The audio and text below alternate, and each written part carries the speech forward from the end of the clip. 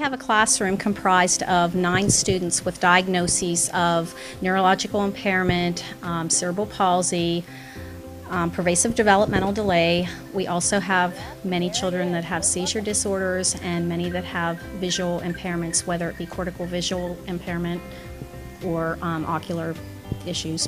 And touch, there you go. Michelle, can you do a little more tilt on this? Yeah. He definitely visually found that. Yeah, I saw that. Cortical visual impairment is a disturbance in the visual pathways or processes in the brain. It does not mean that there's something wrong with the structure of the eye itself, rather it's brain and processing. The backlit is phenomenal because many of these kids with lower vision or cortical visual impairment need that backlit, the brightness. Contrast is a really big thing. You notice that all the boards that I did had a black background and then the item was a bright orange. There's a lot of contrast there. The goal was just for them to visually attend to something on the screen, such as the pumpkin, and then some of the children to actually use visually guided reach when they activate. To use their vision in a functional manner. If you can get the children in a position with it, whether they need to be seated on the floor, it comes low. I'm going to just bring it down low on the ground. Whether they're standing in a piece of supportive equipment, whether they be in a classroom chair with supports, or whether they be standing with someone providing proximity control where they are using one hand to